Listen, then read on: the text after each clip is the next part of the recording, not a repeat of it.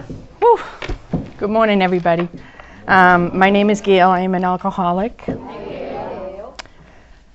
I'm nervous. I'm sorry. My date of sobriety is April 14th, 2008. Thank you, Natalie. She asked me about 2 months ago, and so I've stewed on this for two entire months. And I finally realized a few weeks ago, just turn it over to God. And that really is where I am in my life right now because of this program. I was able to just say, God, give me the words, and I'll leave it up to you. So I said my sobriety date was April 14, 2008, and my story is very, I'm sure, similar to almost everybody in here. I grew up in a family of alcoholics. I am from Boston, if you can't tell by now. And so I have there's five of us all together, 2 brothers and 2 sisters and myself. And when I was 7, my father passed away. He had a heart attack and dropped dead, really in front of all of us. But I don't remember a lot of him, but I do remember there was a lot of violence, a lot of alcohol. And so my mother was left with 5 kids to raise. My youngest sister was 6 months and my oldest brother was 14. And so she had her hands full, and she too grew up in a very tumultuous childhood, a lot of alcohol. All my aunts and uncles, everybody in my family drinks. Everybody. There's not one person that does not have an issue with alcohol. And so I can remember after my father died, my mother really just, her alcoholism really got out of control, and it was not a good place to grow up with my brothers and sisters and I. I ended up taking care of my younger sister, who was 6 months when my father died, and so she kind of became almost like my own child, really. She's 8 years younger than me. And so just growing up, it was just rough. It was always chaotic and alcohol involved, and people in and out of the house. But I remember even being little and going into my mother's room, and she would be drinking a beer and smoking a cigarette, and I think, I can't wait till I can do that. I really, I remember, the smell of the smoke, the smell of the Budweiser, the whole thing. I loved it. I didn't like it when she drank, but I loved it. I really, and so probably, I don't know, I can't remember how old I was when I had my first drink, but I just knew it was for me. I don't know, I just knew it. I was never comfortable in my skin. I didn't want to be the center of attention. I didn't want anyone to look at me. I just wanted to kind of fade away.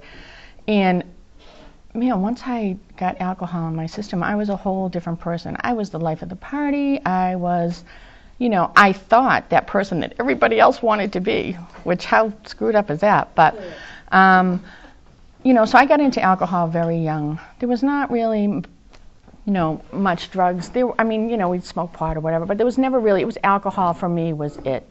And I was lucky because my mother would buy it for me. So, I could have whatever I wanted when I wanted it. And it was just the greatest thing at the time. But, as I got older, things really got rough at home, and it just got really, really chaotic. And so when I was 14, I met my husband. And so I just thought this was the answer to everything.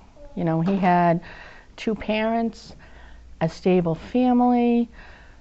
I would go to his house on the weekends. He lived about an hour from where I lived, and I met him through a friend. I was 14, and I thought I knew it all. And I would go to his house on the weekends, and I couldn't believe they had 3 meals a day. Their electricity never got shut off. Their phone never got shut off. It was amazing. And so probably when I was about 16, things were really, really rough at home. And so I left home and went to live with actually his sister at the time. I mean, she's still a sister. I don't know why I said it at the time. I'm just nervous. So went to live with her. And so I didn't really drink a lot in those years. I didn't. I had ended up quitting school, got a full-time job, lived with her, and we decided to get married when I turned 18. And so we got married, and the poor guy really had no clue what he was in for. Once we really got out on our own and into our own place, I could drink as much as I wanted. I could do whatever I wanted, and so my drinking really took off then. It really took off. But all I wanted at that time was a baby. I thought if I could just have a baby and be the mother that my mother wasn't, and that whole story. So I think it was about 19, I got pregnant with my oldest daughter. And things were, for a few years, things were really good. I always drank too much when I drank. And it would be the situation that, Friday would come and I'd get the biggest bottle. They didn't have wine in a box then. So I would get the biggest bottle of wine I could find. That was good when that was invented. But I would get the biggest bottle of wine that I could find, and I would not go to bed Friday night until it was gone. And my husband at that time, he didn't drink wine. And so I would drink that whole bottle, and I could not go to bed until it was gone. And we'd go out with friends and stuff, and he'd say, just take it easy. Just have a couple drinks. And I could never do that. I had to drink it all. It didn't matter. I could be sitting at a table with 3 drinks in front of me, and if someone said, I'm going to go get another round, do you want another? I'd be like, yep. And he'd look at me and say, you have 3 drinks in front of you. And I'd be like, nope, if you're getting one, I'm getting one. But at that point, as long as I didn't drink, I was semi-okay. It was when that whole thing that when I picked one up, I couldn't stop.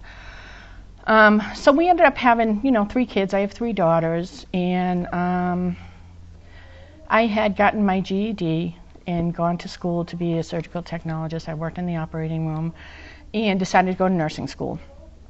And that was really all I ever wanted to do, was to be a nurse. Even when I was little, I just never thought that it was an option for me, growing up the way I did or whatever. But I ended up, when the kids were little, went to nursing school, and my drinking kind of really took off then. I would go to class at night, I'd stop at the package store, buy a few nips, pour in my Diet Coke, and it was just, that was really where it escalated. And this is just how insidious this disease is. When I was in nursing school, my youngest daughter at the time, she was 10, she was diagnosed with Crohn's disease, and she was very, very sick, really, really sick. And I remember at the time, we had brought her into Children's Hospital in Boston, and they said, she has Crohn's. And I remember driving home, and I'm crying, and this thought comes into my head: this is a reason to drink. Like, all my life, I felt like I had been looking for that reason to justify to drink. I don't even know if that makes sense, but so then my drinking really took off. And it took off because I'm an alcoholic, not because she had Crohn's disease. Now I know that, but I thought, this is my permission to just go to town. And so it just really escalated. I was able to graduate from nursing school, and I was able to work. I stayed in the operating room, and I was able to work, but it just progressed and progressed to where it was daily. I could not drink. I couldn't. I would drive home and say, I'm not going to stop at the package store. I'm not going to stop. And sure enough, my car would pull in, and it was, I couldn't stop it. I couldn't. And my family at that point was like, please stop drinking. And I was a blackout drinker. I wouldn't remember anything.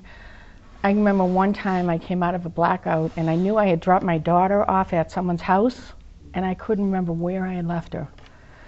And so the time's going on, and I'm like, what am I going to do? I think I'm supposed to pick her up. I don't know where I left her. But that wasn't enough. It was not enough it scared me, and I thought, I'm not going to do it again. But of course I did it again, over and over. And that was just how it was for the past, I don't know, maybe 5 or 6 years of my drinking. I'd do, outpatient, but I was so prideful that I wouldn't get help. And my family, my husband, he'd say, check yourself in somewhere. And I thought, oh God, I'm a nurse. I cannot show that weakness. I'm supposed to take care of people, and I just couldn't do it. I could not do it. I would do outpatient programs. I'd come to meetings, but I would really come to meetings to get out of the house and to be able to stop and get booze. And so I'd stop and get booze, pour my nip in my Diet Coke bottle, and go to the meeting. And it made perfect sense to me. That, to me, was where I was at, And it was, I was fine with that. And at the end, being a nurse, I knew where I was, like, physically with the alcoholism. I would have DTs. I would have to get up at 2 o'clock in the morning because my body would be shaking, and make myself a drink to be able to go back to bed to sleep, to get up again and do it all over again. And it was a rough place to be in. I couldn't stop. I did it every day at the end for, I don't know, maybe 2 or 3 years. And I'd hide bottles, and I would come up with the most cleverest places to hide. I lived, where can I hide it? It was almost like a game to me to see where can I put it where they won't find it. And sometimes I'd wake up in the morning and I'd crack my eye open, and there would be all the bottles I hid my family had found when I passed out. And I'd wake up and I'd be like, oh shit. And I would think, instead of thinking, oh, look at what I'm doing to them, I'd think, crap, I got to go back out now and buy some more. And they found it, and where, that's the sickness of it, So at the end, I knew physically that my body was, shutting down. I would cut my leg shaving, and I'd bleed for an hour. And I'd say, Gail, your liver is shot, because I knew that I couldn't clot anything off. My liver was just gone. My eyes were all yellow. And I still thought that nobody knew. And that's the craziness of it. I really thought that I was pulling one over on everybody. And that, to me, is a saddest thing.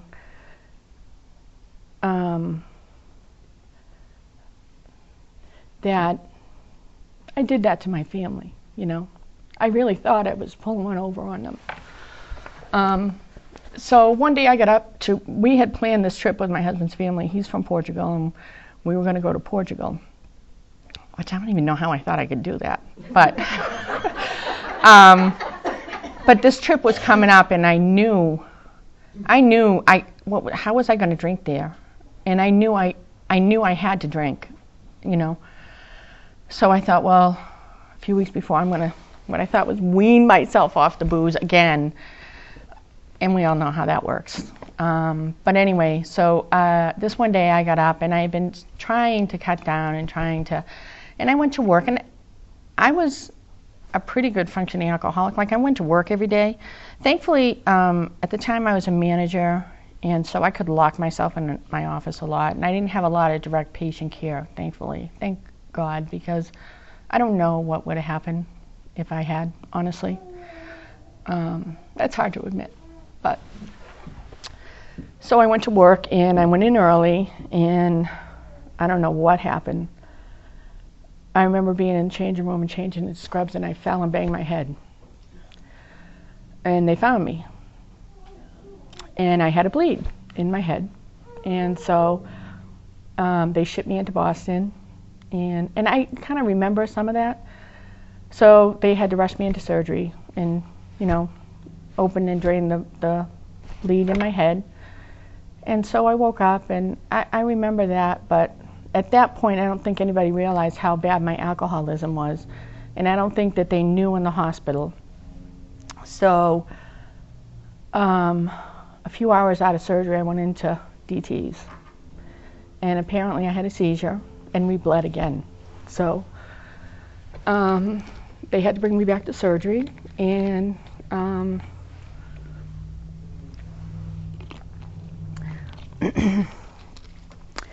when I was in surgery, the doctor called out my husband, kids were there, and she said, "Does your wife drink?" And he said, "No." And of course it's a whole family disease, right? Everybody hides it, nobody wants to talk about it. And so my kid said to my husband, Dad, you got to tell them how bad she drinks. So somehow they hooked him back into the operating room on the phone, and he said, my wife's an alcoholic. And they said, I thought something because her blood looks like tea, like a cup of tea. So they were able to stop the bleeding, and I was kept in the ICU. They had to take a piece of my skull and keep it open because there was so much swelling. And I was on the ventilator for 7 days. And when they finally were able to take me off the ventilator, and they had me, they were trying to get me off, detox me from the alcohol and the surgery, and they finally, were able to wake me up and take the tube out. And I don't remember a lot, but my first thought was, where did I put that bottle? And that is how insidious and sick this disease is. And that was all I could think about, was that bottle of Captain Morgan, and where did I put it, and where did I hide it, and and I had this stupid helmet on my head because the skull flap was gone, and so my head was all caved in, and I have this helmet, and I'm like, where's the Captain Morgan? But I was, that day that I fell, that was the date of my last drink, but by no means did I find recovery right away. I was awful in the hospital. They had me in 4-point restraints, and they kept saying it's the head injury. It was not the head injury. It was me wanting booze. That's really what it was. And I was just awful. And my kids now, they kind of laugh at it. They said, Mom, if you were not a nurse, the nurses wanted to kill you. You were such a bitch. I remember this one guy, and I had all these lines in my arm, and I was like awful and pulling everything out. And he came in, he's like, Miss Cardozo, don't pull your lines. I'm like, okay, I won't pull my lines. His name was like Jose or something, and he went to go out the door, and I said, Jose. And he turns around, I go, look, and I ripped everything out.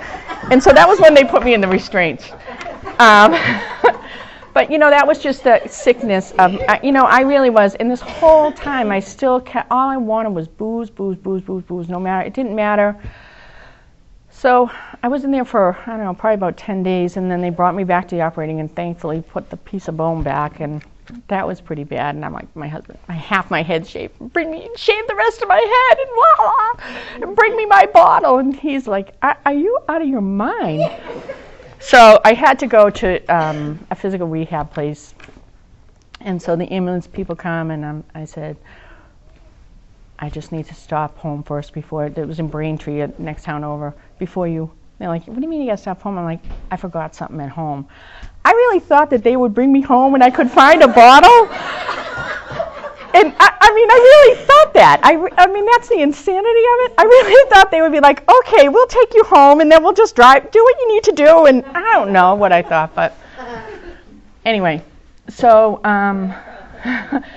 when I finally got home, my family was done. They were done completely with me. And I think my husband didn't either throw me out or him leave the house because I was just so physically sick. I think he just really, so they said, you are going to go to a meeting, an AA meeting every single day.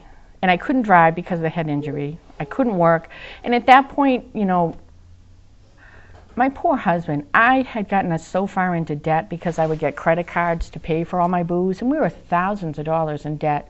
And I'd run home and try to get the meal before him, and just the whole deceptive anyway. And so it really started to hit the fan when I got home because all these bills coming in that he had no idea that we were in these thousands of dollars of debt.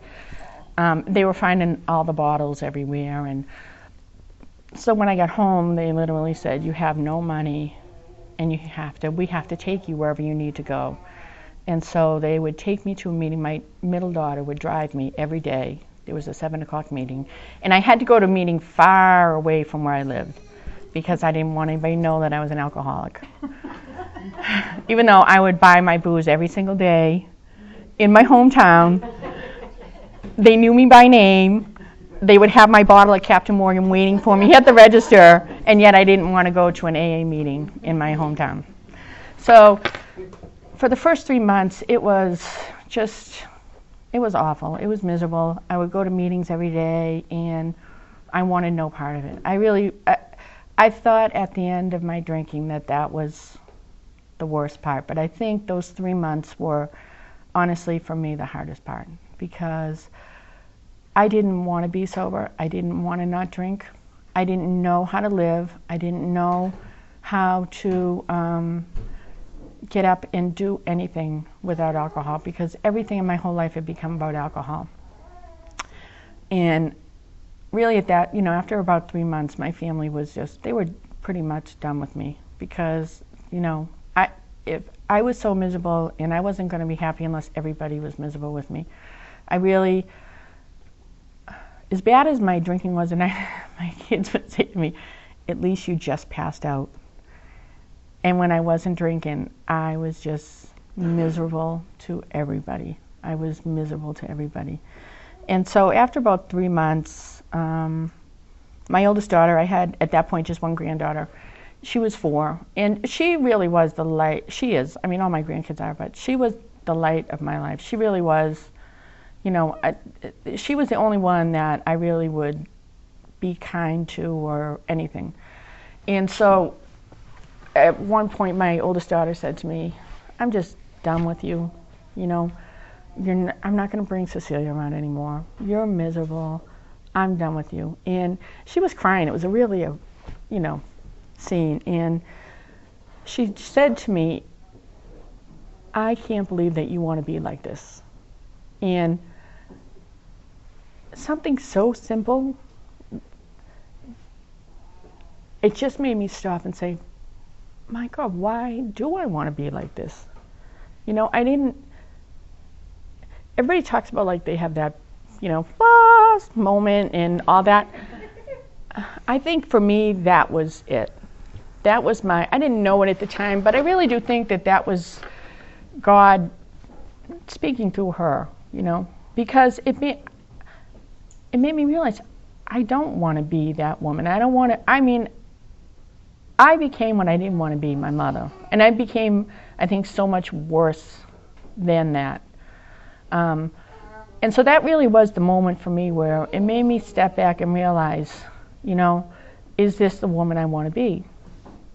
So that's when I kind of decided that maybe this program really has the answer. It had to be better, I think, than where I was at then. Anything had to be better. And so then I started going to meetings in my hometown, and I joined a group and got a sponsor. And that was hard for me, to ask somebody to please, be my sponsor. And, I had no idea what it was, and I didn't really want to tell anybody anything. And I had grown up and lived my life with so many secrets that the thought that I had to tell somebody some of the stuff was just amazing to me. But I ended up doing that, and that was the turning point for me. That really was. I started to want to come to AA and to listen. I didn't really necessarily buy into all of that. I didn't buy into the whole God thing and all that stuff. But I, at the time, had so much coming at me. Was I still going to be a nurse? Where was I going to live? Was I going to be with my kids? Was I going to be... That AA for me became the place I wanted to be, because I knew every day the routine if I came to AA. I knew that, they'd say the Serenity Prayer, and that routine, and that coming in every day, and, meeting with my sponsor up in Massachusetts. We would get together and she would help me to read the book, and I couldn't understand the book. We would literally sit in the library and read it line by line, and she would explain to me what it meant, and I had no idea. And she'd be like, underline this, and I would underline it. I had no idea why I was doing it.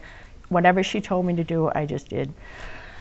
But then, as time went on, I really started to listen and to hear things, and people would tell me, you're a sober, dignified woman. And the first time I heard that, I cried and cried and cried and cried, because I had never been dignified in anything.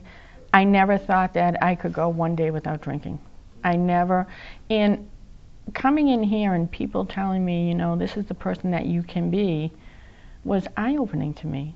And so at one point I even, you know, in the beginning said, I need to think about, who do I want to be? Like, what kind of a person do I want to be? Do I want to be that person that drops her kid off and doesn't remember where she left her? Do I want to be the woman that, you know, needs to get up at 2 o'clock and have a drink just so she can go back to sleep, you know?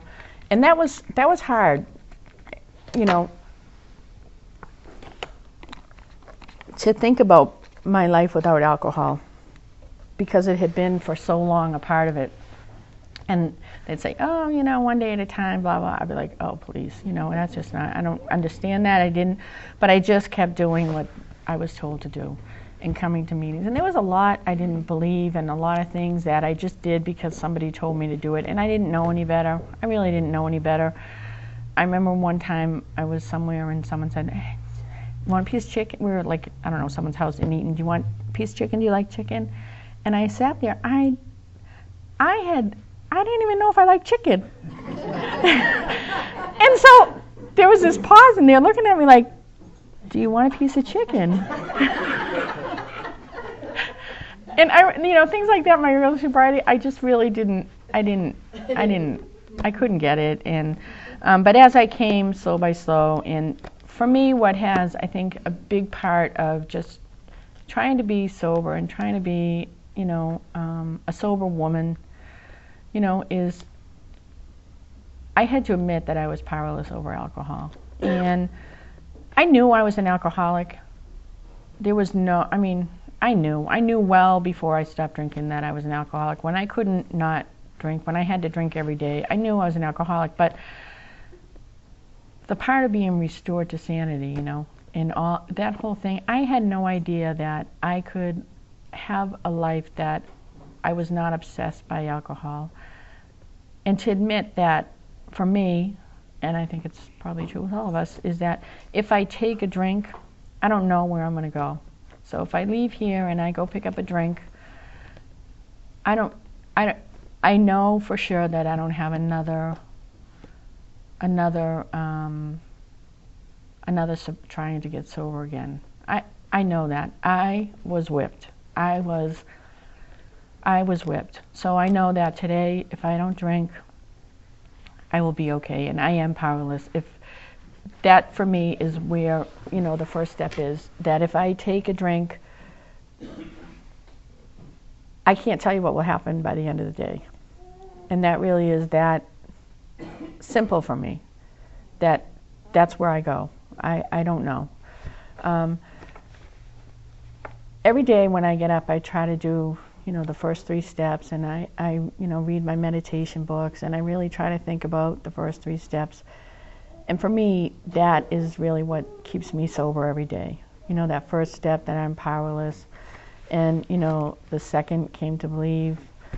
When I was drinking, and I think I shared this a few weeks ago, I can remember when I really got going with my alcoholism, thinking to myself, I'm just going to stop believing in God. I'm just going to stop. Because I knew it was such a war with me to do the things that I did when I drank and to believe that there was still a God. So I just said to myself, I'm going to stop believing in God. And it was that simple for me. I just stopped and continued to drink, and I was okay. And so that I really kind of struggled with. And, you know, I had to make my God what it is for me. And it was, you know, a God that can forgive me all the things that I've done, can get me through. I mean, truly, when I say I, for 2 weeks, said I just have to give this up to God, what am I going to say when I get up there? And that's not me. That's not me. You know, I want to control everything. I want to be that person that is in control and can handle everything. And, you know, even when I'm not handling everything, I think I'm handling everything. So that I had to find a God that would forgive me, and that would, when I make mistakes, show me the right way, forgive me for them, and show me how to try to fix it. And that really has been a big part of it for me, is when I first got sober, my sponsor said, I don't want you to, of course, the whole thing, don't make any changes for a year and blah, blah, you don't understand, and I think he wants to leave me, I'm going to leave him, and the kids don't talk to me, and, but she said, you just need to do a living amends every day, and your living amends is not to drink. And after 3 months, or even 4 months, or 5 months, when I started to really get more into this program, I think, well, why aren't things back to the way I think they should be? Why won't they give me money? Why won't they give me the car keys? Why won't they? I'm not drinking. And I didn't realize that it was so much more than that. For probably it was about 6 months before, even when the doctor said I could drive, they still wouldn't give me the keys. My husband would give me every day $1 to put in the bucket at AA, and that would be all that I would have. And so every day I had to say to him, can I have my $1? I mean, you want to talk about humbling? And I was back to work, and and I'd be like, that acting bastard, I gotta ask my $1. And I'd go to an AA meeting and say, can you believe I have to ask him for $1 to give to you guys? And they would be, just keep coming back. Just keep coming back. Just keep coming back.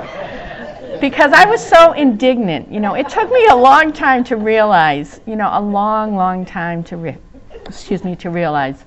And so I would think I was maybe sober about 18 months or whatever. And my oldest daughter and her husband had moved down here, and Cecilia, my granddaughter, to Georgia. And so we ended up being like those loser parents that follow their kids around the country. And we decided to move down here. And I thought, I came to my first meeting here at the Howe Place, and I thought, they don't do it the same way we did it up there. They don't do it the same way. And I really was kind of a snot. Then sat and judged everybody, and we don't do it. That's not when we say the Serenity Prayer, and we say it, blah, blah, blah. But thankfully people reached out their hands to me, and I asked a wonderful woman to be my sponsor. And I had been here, I got a job. My husband was still up in Massachusetts, and we were waiting. We were trying to sell the house, and things were a little rough anyway. I didn't really know what was going to happen. And I was out walking the dog one morning and fell and broke my leg. And so I'm in the middle of the street, like a mile from my house. It's 4 o'clock in the morning, and there's nobody around. Anyways, so long story short, someone stopped to help me, and I had broke my leg. And so I was non-weight bearing for 6 weeks, and I had to have surgery. And I was here in Georgia in this house that had no furniture. I had a couch and a bed and my book. Really, that was literally all I had. And women were wonderful. They would come and take me to a meeting, or they would call and check on me. But that was really, really, I truly think that in hindsight, that God was saying, hey, you need to get your shit together. I didn't, that was when I really started to get into the program every day, just trying to find my God, because why would God do this to me, and blah, blah, blah, and I'm here, and I'm all by myself, and And my sponsor said, Gail, God didn't do this to you.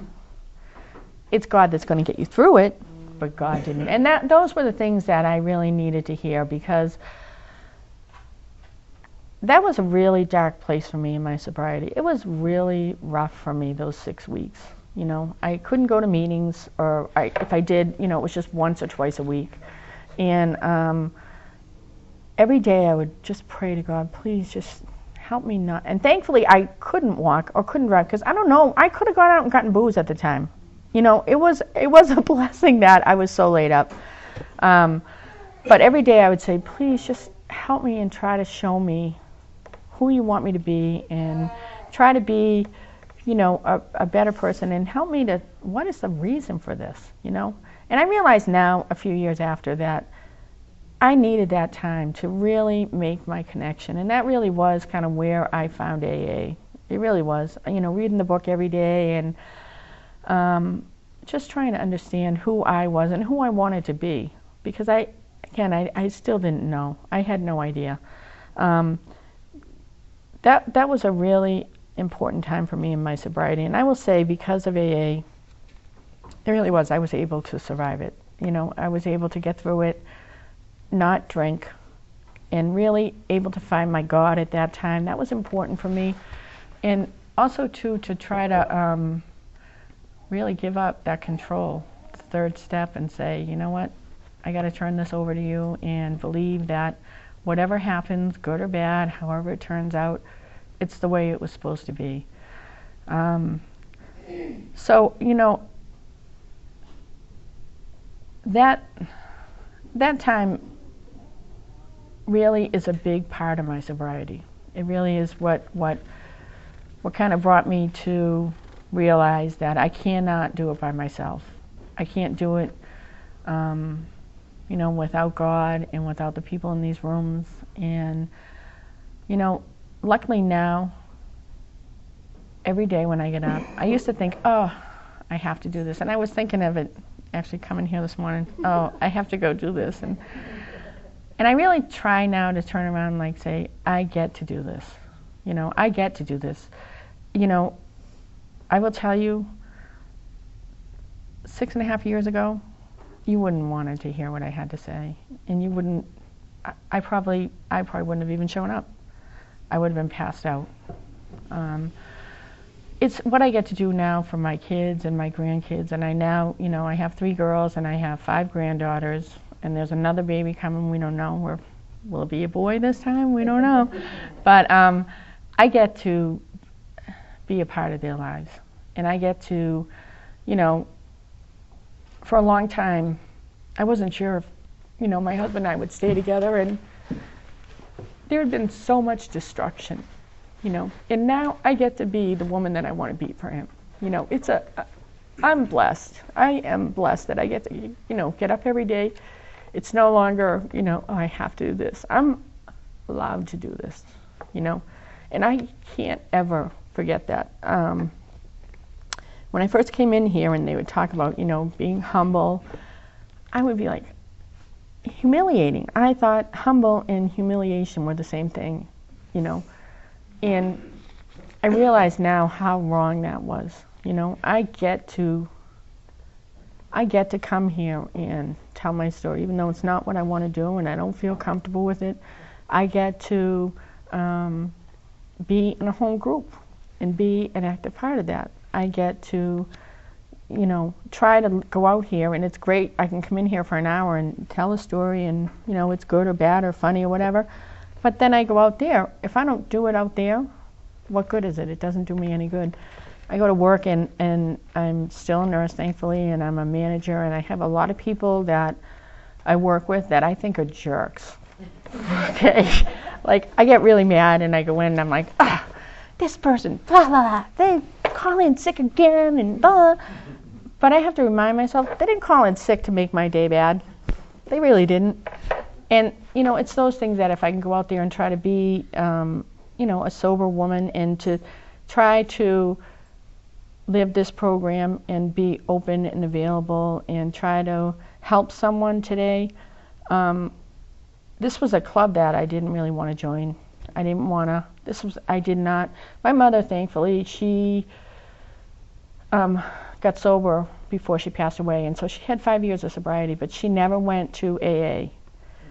And so I get to come to AA today, and I often think of course, I think kind of in a judgmental way, which is not right, but I think, God, imagine if she had gone to AA. Imagine how rich her life would have been for the past, the 5 years before she passed. But she didn't, and she found sobriety, and she was okay with that. And I wish I could say that I was sober when she died, but I wasn't. My brothers and sisters all drank, and when she finally got sober, and this is just a little funny story, but when we were all like, we're going to go do an intervention on her and get her sober. And so the 5 of us went out drinking and showed up at her house drugged to do an intervention. So, now I can laugh, but at the time we were all righteous and, so thankfully now, I just thank God I have this program, because that made sense to me at the time, and I say it now, and I'm like, holy shit. But I get to go out there and try to be a woman of dignity, and that's how I try to live my life today. And one of the best things I learned from this program is, if I don't know what to say or what to do, I need to just stop and think about it and ask for help. And that is one of the best things now, is that, yes, I have my family, and the promises came true, but the thing about all that is that I have a God in my life today, and I know whatever happens, I will be okay, as long as I don't pick up a drink today, and I ask God for help. And my God is different than your God, and it's different than your God, and it's what it means to me. And that's the best part of it. I don't have to share my God with anybody. It's my God. It probably is a little screwed up or whatever, but what works for me. And that's what this program gave me. It gave me the opportunity to find that in my life, and to be able to get up in the morning and realize that I don't have to be that woman anymore. I don't have to be passed out drunk. I can be of service to others. I can be of service to my family. I can be there for my kids, my grandkids. I'm so grateful to this program that there's not enough words, there's not enough things. The club that I didn't want to be in, I get to be a part of now. It's a privilege for me to come here. And that's it. With that, I just wanted to read one thing before I start bawling my eyes out, so I think I'm done. Just from page 164. Abandon yourself to God as you understand God. Admit your faults to Him and to your fellows. Clear away the wreckage of your past. Give freely of what you find and join us. We shall be with you in the fellowship of the Spirit, and you will surely meet some of us as you trudge the road of happy destiny. May God bless you and keep you until then. Thank you.